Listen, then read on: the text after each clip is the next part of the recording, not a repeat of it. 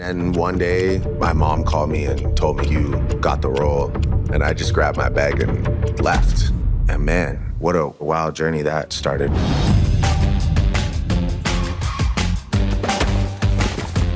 A little Canadian series is shaking up the television industry. It's seen in 40 countries, won 7 Degrassi didn't just change television, it shaped a generation, from groundbreaking storylines to launching the career of a kid now known as Drake, and a new documentary, Degrassi, Whatever It Takes, is taking us back in time. All right, here's former cast members Stacie Mistysyn and Amanda Stepto, along with director Lisa Rideout. They all joined us this morning on the morning show to talk about the new doc that premieres Saturday at TIFF. Welcome and good to see you all. Thank you. Thank you. All right, congratulations on the doc. I want to start with you, if I could, Lisa, because there's been plenty of headlines about this documentary after the co-creator of Degrassi, Linda Schuyler, filed a defamation lawsuit to try to stop this weekend's premiere. Now, that has been resolved, but what do you make of her claims, and how have you and the filmmakers addressed those claims? I mean, I haven't been part of the legal proceedings. We're just really excited that it's been resolved. Everyone will get to see the film how we've intended on Saturday and Sunday. So, yeah, I'm just thrilled that we've made it through. Everyone's going to get to see the film how we intended it to be, and that's what I can say about it. All right, I'm sure as everyone is. So, okay, Amanda, you played Spike. I did. And we see in this doc the very early days of Degrassi, the scrappy roots, the young actors clamming at craft services and helping out with wardrobe. When you think back, when you reflect back, what surprises you most of what you guys experienced and the show?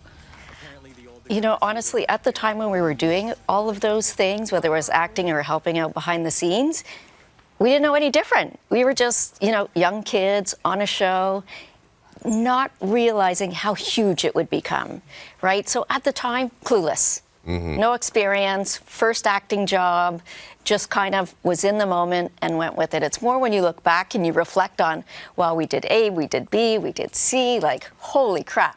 Not some of that stuff wouldn't happen today, but coming out of it, this is one of my ride or die friends, Stacie. So without the show, we would never have the friendship that we do today.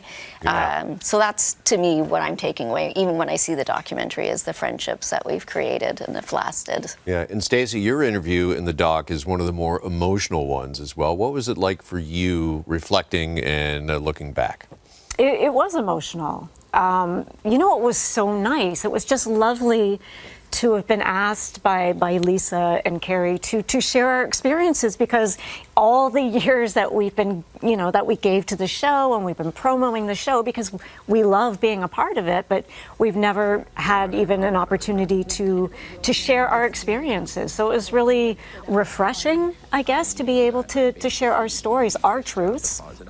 And we're so excited to be able to share this documentary with the fans, because, you know, we realize what an impact the show has had on so many people, and that's still mind-boggling to an extent. Now, I know, Amanda, you said at the time you guys didn't know the impact it was going to have, but did you feel with the storytelling, with the subject matter, that the potential was there, that this was going to be changing lives and really making an impact for particularly young people? I'm going to say I was an ignorant 13 or 14-year-old where no clue, right? That first season, no clue.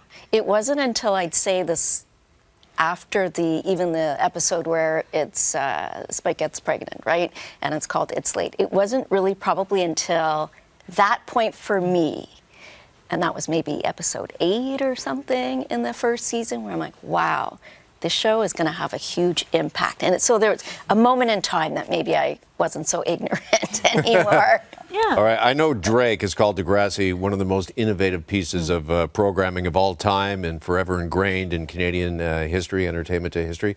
Lisa, how did you as a director go about trying to capture that essence in this documentary?